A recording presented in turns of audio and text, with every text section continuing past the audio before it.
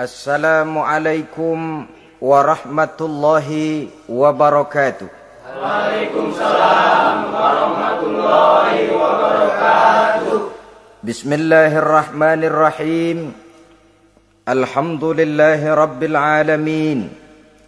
Wassalatu wassalamu ala ashrafil anbiya'i wal mursalin Sayyidina wa maulana Muhammadin wa ala alihi wa ashabihil mujahidin at-tahirin, amma ba'du. Saudara-saudara kaum muslimin rahimakumullah. Pada pertemuan terdahulu kita sudah membicarakan orang-orang yang menjadi teman-teman setan dalam kehidupan di dunia ini. Maka pada pertemuan kali ini kita akan membicarakan tentang siapa yang menjadi musuh-musuh setan di dalam kehidupan. Dengan satu catatan, berbahagialah mereka yang menjadi musuh-musuh setan, tetapi celakalah mereka yang menjadi teman-teman setan. Bagaimanapun juga di dalam kehidupan ini, apabila orang telah memproklamirkan bendera permusuhan kepada kita, maka kita tentu seharusnya bersikap waspada dan mawas diri. Demikian juga iblis dan seluruh bala tentaranya yang terdiri daripada setan-setan. Mereka telah mengibarkan bendera permusuhan kepada Nabi Adam dan anak cucunya, kepada kita umat Rasulullah sallallahu alaihi wasallam. Akan sengsara dan celaka jika kepada iblis dan setan yang telah nyata-nyata mengibarkan bendera permusuhan itu kita mengadakan toleransi, mengadakan kerjasama, dan menjadi budak yang memperturutkan kemauan daripada iblis dan setan. Siapa yang menjadi musuh-musuh setan dalam kehidupan ini? Inilah pertanyaan berikutnya yang diajukan oleh baginda Rasul kepada iblis.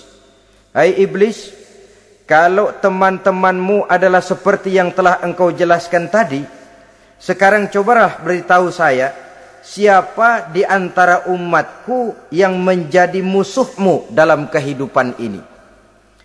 Atas pertanyaan ini, iblis laknatullah menjawab, ya Rasul, musuh-musuhku di antara umatmu, pertama, anta ya Muhammad.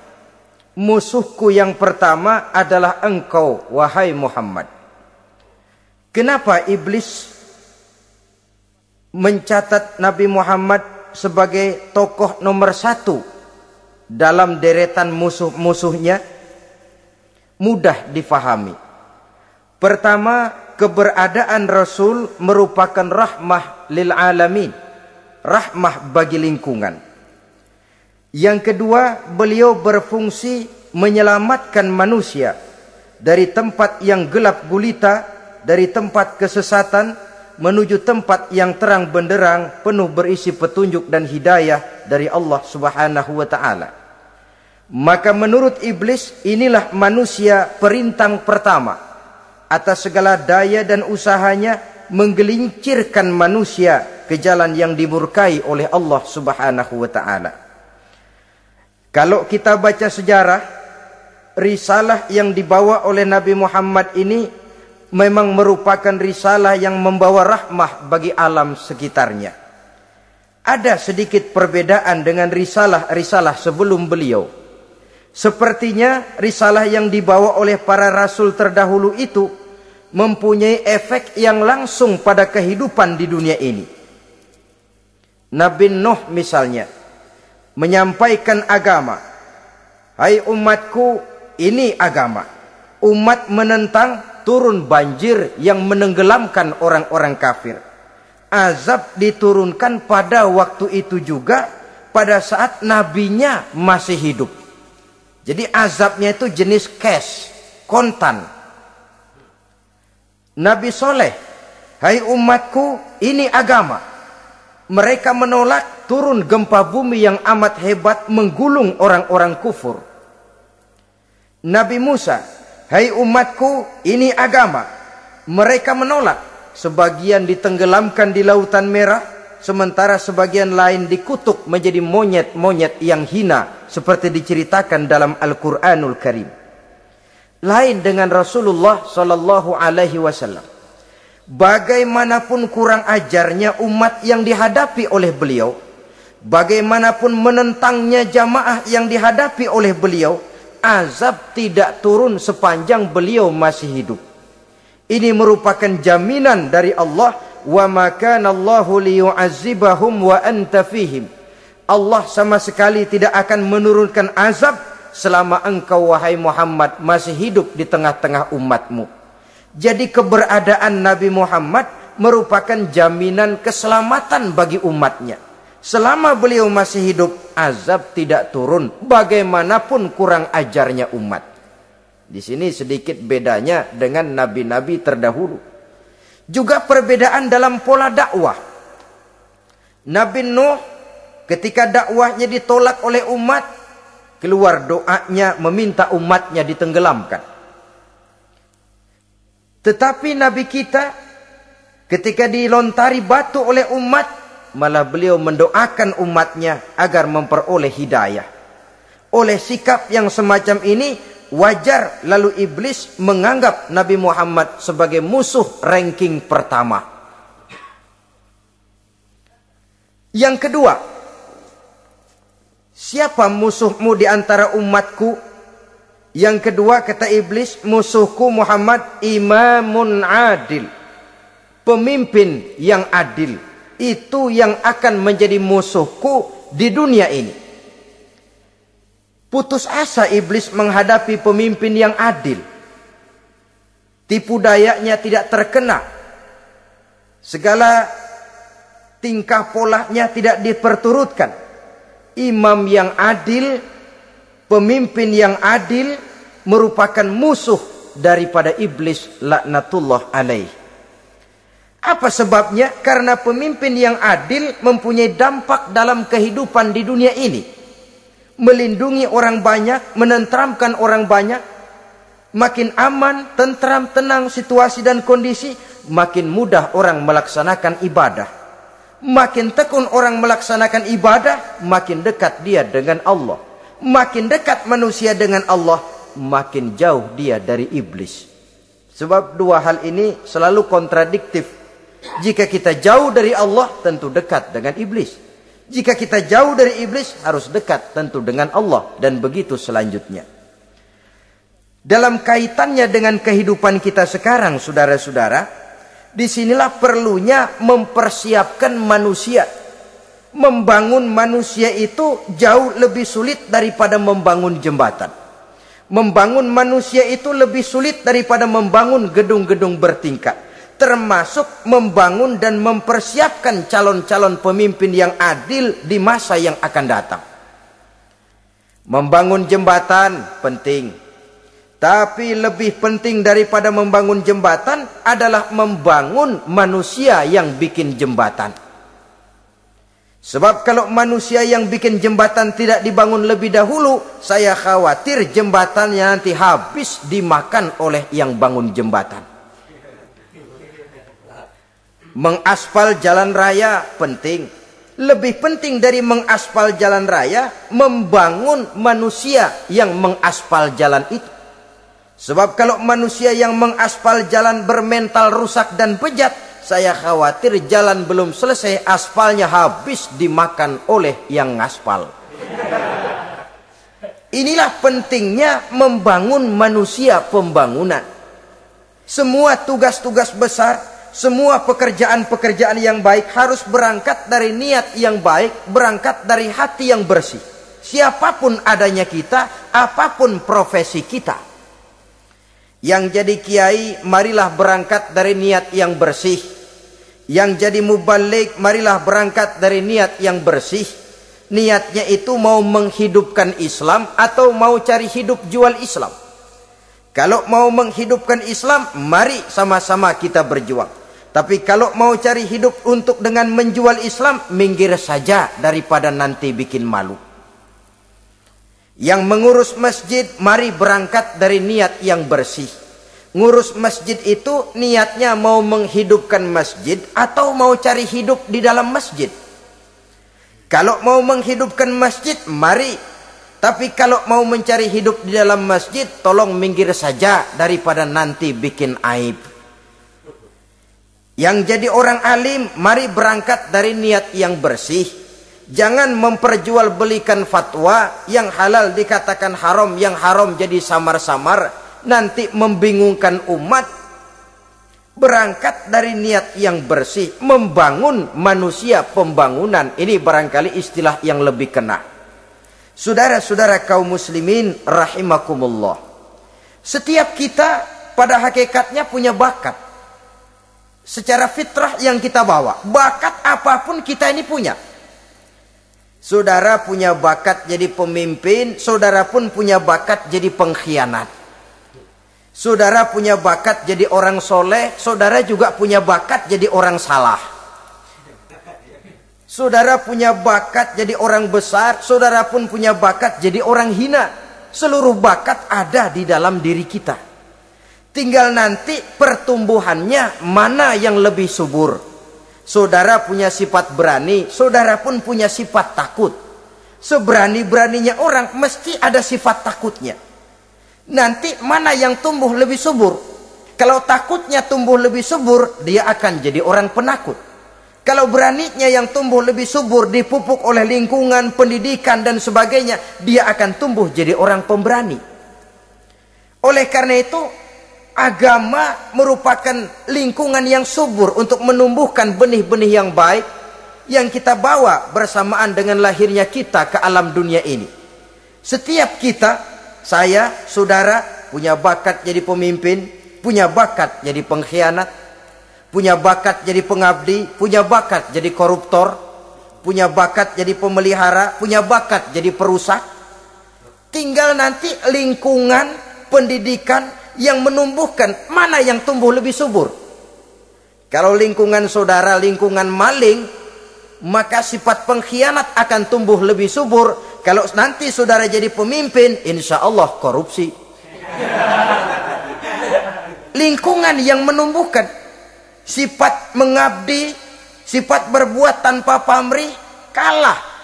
Dikalahkan oleh sifat pengkhianat dan korupsi itu yang dibentuk oleh lingkungan, pendidikan, pengalaman dan sebagainya. Oleh karena itu, secara dini agama menanamkan, menyuburkan fitrah-fitrah yang baik yang kita bawa bersamaan dengan hadirnya kita dalam kehidupan ini. Sebab itu seorang penyair bernama Syauqi mengatakan dalam sebaik syairnya, waladatka ummuka ya ibna adam bakian wan nasu haulaka yadhakuna surura. Hai manusia, pada saat kamu dilahirkan kamu menangis dan orang lain di sekelilingmu ketawa. Kakek senyum dapat cucu baru, paman gembira dapat keponakan baru, sementara kita yang lahir menangis. Betul apa benar? Apa ada saudara yang begitu dilahirkan terus nyengir?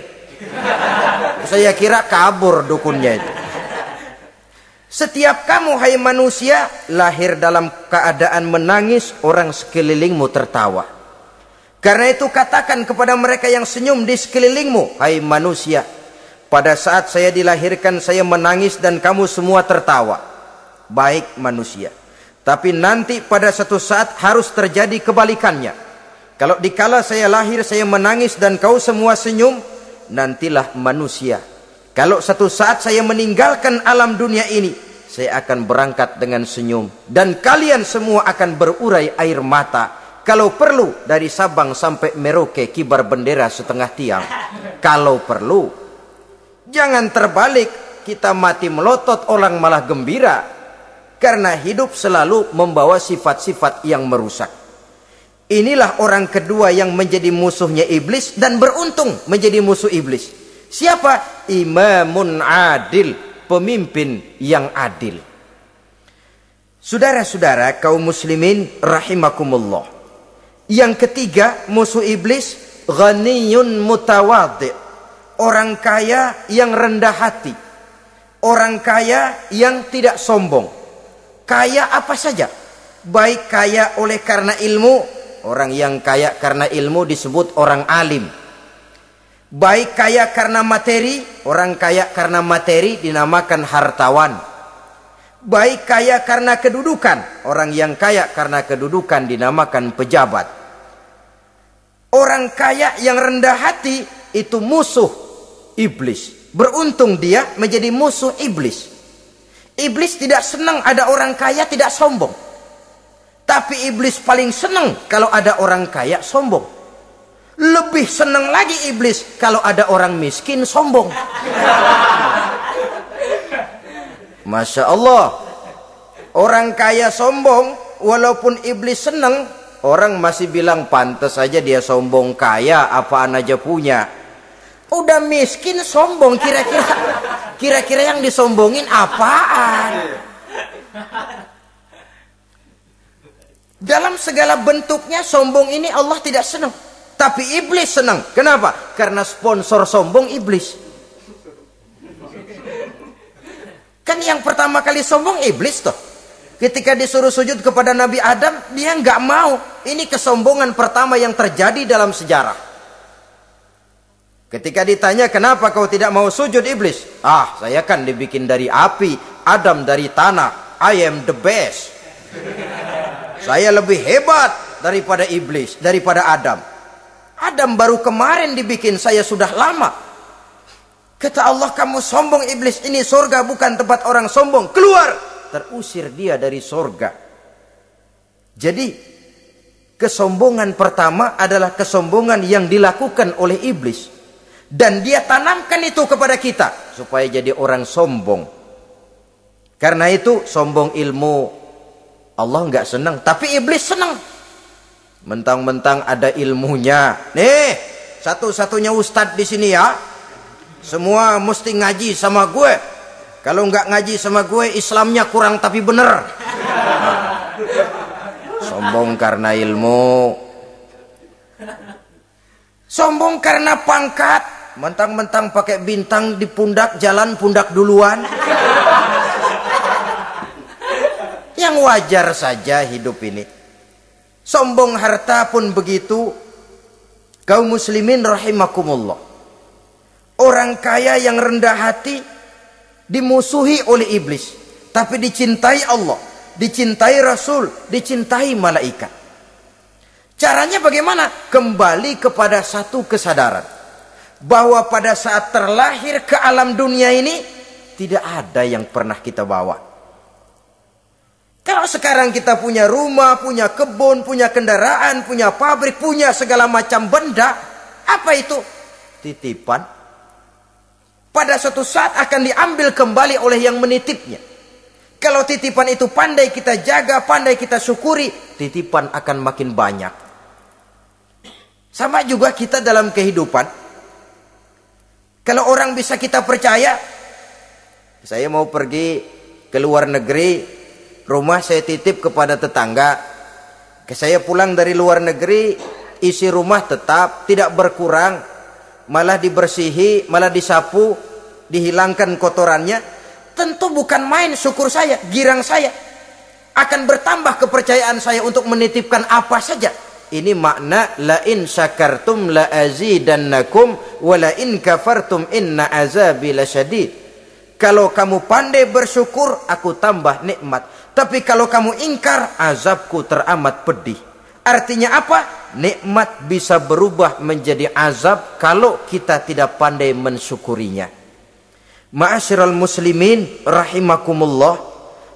Orang yang kaya ilmu lalu rendah hati, tidak selalu ingin menonjolkan diri. Ini kadang-kadang yang tanggung ini yang bikin berabe. Alim bener enggak, geblek bener juga enggak. Yang sedikit-sedikit mau nonjolin diri. Kalau enggak jadi imam enggak mau ke masjid. Enggak jadi imam enggak mau ke musola. Pokoknya kalau enggak jadi imam marahan sama musola. Macam mana? Saudara-saudara kaum muslimin, rendah hati. Tidak selalu ingin menonjolkan, sebab orang yang selalu ingin menonjolkan dirinya biasanya orang yang kekurangan kepercayaan kepada kemampuan dirinya sendiri. Dia selalu ingin dinomorsatukan. Dia selalu ingin ditempatkan pada ranking teratas. Dia tidak percaya diri. Orang yang percaya diri dapat bersikap wajar dalam kehidupan. Begitu juga kaya karena harta, dengan menyadari bahwa harta bagaimanapun banyaknya titipan dari Allah. Pada suatu saat akan kembali. Dia harus dimanfaatkan sesuai dengan kehendak yang menitipnya. Begitu juga kaya oleh karena pangkat, kedudukan, dan jabatan. Pada suatu saat jabatan itu akan hilang dari diri kita. Karenanya sering saya jelaskan bahwa pangkat di dunia ini yang paling tinggi pensiun. Titel yang paling akhir almarhum. Saudara setuju atau tidak, titel itu akan saudara dapat. Bagaimanapun kita cinta kepada pangkat, kedudukan, entah pada akhirnya satu saat akan sampai kepada posisi yang namanya pensiun. Kalau sadarlah kita kepada pemikiran ke arah sana, maka untuk mencapai kekayaan, baik kekayaan harta, kekayaan kedudukan, tidak lalu menghalalkan segala cara untuk mencapai tujuan. Tapi dibatasi oleh norma dan kaedah yang harus dia taati, baik kaedah agama maupun kaedah bernegara. Inilah orang ketiga yang menjadi musuhnya iblis, orang kaya yang rendah hati, orang kaya yang tidak sombong. Yang keempat, saudara-saudara, tajirun shadiq, pedagang, pengusaha yang jujur. Iblis gedek betul, benci bukan main sama pengusaha, sama pedagang yang jujur, yang tidak ngurangi timbangan, tidak nipu pembeli, tidak barang yang jelek dibilang bagus, atau yang bagus di atas yang jelek di bawah, atau dicampur yang baik dengan yang jelek supaya kelihatan semuanya jadi baik. Semua orang ingin untung, tidak ada kecuali siapapun orangnya, dan itu wajar. Setiap manusia ingin mendapat keuntungan, kalau perlu dengan modal minimal mencapai keuntungan maksimal, seperti yang diajarkan oleh teori ekonomi. Itu kan yang namanya produktif kan? Satu usaha dinamakan produktif, bagaimana kita mengeluarkan modal minimal bisa mencapai keuntungan maksimal. Silakan. Bahwa manusia ingin untung itu insting, naluri, fitrah. Tidak ada orang yang mau rugi. Tapi cara mencapai keuntungan itu yang membedakan antara seorang muslim dengan yang bukan muslim. Sudah pernah saya sampaikan, apabila kaum pengusaha, para pedagang sudah dijangkiti penyakit yang tidak jujur, yang akan timbul adalah kekacauan ekonomi. Kekacauan ekonomi bisa menimbulkan revolusi sosial, dan revolusi sosial merupakan kiamat satu generasi. Semua kericuhan hampir bermuara dari perut, dan itu ekonomi. Orang nodong perut, orang korupsi perut. Ya walaupun korupsi kalau sudah kelas kakap tidak lagi sekedar urusan perut. Ya perut apa yang diurusin kalau korupsinya miliaran itu? Perut jin barangkali. Saudara-saudara kaum muslimin rahimakumullah. Oleh karena itu, pedagang yang jujur, pengusaha yang jujur, ini merupakan musuh iblis. Iblis tidak senang kalau ada pengusaha yang jujur. Iblis tidak senang kalau ada pedagang yang jujur. Tapi iblis akan tepuk tangan kalau pedagang sudah selingkuh, kalau pengusaha sudah nipu. Ada orang bilang, sekarang mah kalau jujur-jujur bener nggak makan apa-apa dong kita. Sebab katanya jangan lagi nyari yang halal, sekarang ini yang haram aja seret. Rupanya sering masang undian nggak pernah kena. Lalu bilang jangan yang halal, yang haram aja nggak kena-kena katanya. Sebenarnya bukan itu masalahnya, saudara-saudara. Bukan itu masalahnya. Masalahnya ialah bahwa kejujuran membawa keberkahan. Ini kalau kita berpikir dengan kacamata agama. Keberkahan merupakan sumber ketenangan. Dan ketenangan ini tidak bisa dibeli dengan materi yang bagaimanapun banyaknya. Walaupun kita punya percetakan duit, ketenangan itu nggak bisa dibeli. Jangankan cuma punya duit banyak, percetakan duit saudara punya, mau membeli ketenangan yang berasal dari keberkahan, sulit. Jadi kejujuran membawa keberkahan, keberkahan membawa ketenangan. Jangan macam dulu tukang sol sepatu. Ditanya oleh temannya, "Bang, ngesol satu hari dapat berapa?" 200 rupiah. Sembayang enggak? Enggak. Islam? Islam, kalau Islam lah. Kata temannya, "Sembayang dah, kali aja besok dapat rezeki lebih banyak." Yang benar, iya. Sebab kalau orang sholat itu Allah dekat, nanti rezekinya ditambah. Bener ah? Bener. Subuh sembayang dia. Habis sembayang sarapan, berangkat ke tempat dia ngesol, mangkal. Dari pagi sampai jam 11 belum ada juga yang ngesol. Mulai bimbang hatinya. Katanya kalau sembayang rezeki tambah. Tadi sembayang subuh sampai gini hari belum ada yang ngesol. Cobaan kali, sabar. Datang sholat zohor. Habis zohor nunggu lagi, belum juga ada yang datang ngesol. Udah mau pulang hampir maghrib, baru datang satu orang dandanin sendal jepit putus.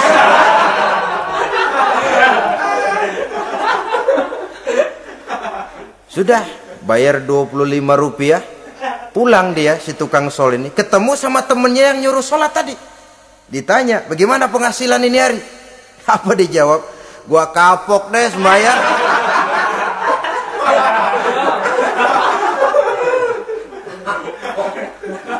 Kemarin nggak sembahyang dapat 200, sekarang begitu sembahyang jigo.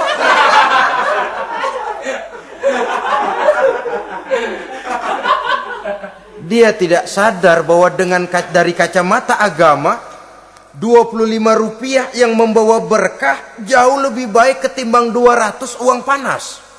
Dari kacamata agama, 25 rupiah yang membawa berkah lebih baik daripada 200 rupiah tapi panas. Sebab panas menjauhkan kita dari ketenangan. Itulah sebabnya, maka pedagang yang jujur, pengusaha yang jujur menjadi musuh setan dan beruntung. Sekarang jadi pengusaha jujur-jujur nggak dapat proyek, Pak. Kalau nggak bisa semur. Padahal agama sudah menjelaskan ar-rashi wal murtashi finnar. Orang yang nyogok dan orang yang disogok dua-duanya neraka. Kenapa? Join termasuk ta'awanu 'alal ismi wal udwan. Bertolong-tolongan dalam berbuat dosa dan kesalahan. Kalau hadiah, lain hadiah. Kalau sedekah, lain sedekah. Tapi yang namanya semir, suap, ar-rashi wal murtashi finnar. Saudara-saudara kaum muslimin rahimakumullah. Jadi pedagang yang jujur, pengusaha yang jujur merupakan salah satu roda perekonomian. Kegoncangan ekonomi akan menimbulkan dampak sosial yang sangat luas dan kompleks. Yang pada giliran puncaknya, dampak paling negatifnya, dia sanggup menggerakkan terjadinya revolusi sosial. Bukankah sebagian besar gerak hidup manusia dimotivasi oleh keinginan untuk mempertahankan kelangsungan hidup? Dan kelangsungan hidup artinya mulut. Mulut itu artinya perut, dan itu artinya makan. Setelah itu mungkin baru pangan, baru sandang, baru dia berpikir pakaian dan sebagainya. Jadi karena dia merupakan penggerak roda ekonomi, pedagang yang jujur, pengusaha yang jujur mutlak diperlukan dalam kehidupan ini. Sebab sekali lagi, kejujuran akan membawa keberkahan, keberkahan memberikan ketenangan dalam kehidupan. Oleh karenanya kita umat Islam, biarin duit kita banyak, asal berkah. Itu tentu idealnya. Ketimbang dikit tidak berkah, lebih baik ia banyak, ia berkah. Dan keberkahan itu datang lewat kejujuran. Kejujuran ini sudah dicontohkan oleh Rasul pada saat beliau berniaga ke negeri Syam. Dikala berumur 9 tahun, bahkan dikala berumur 25 tahun, seketika membawa dagangan Sayyidatuna Khadijah yang kelak jadi istri beliau.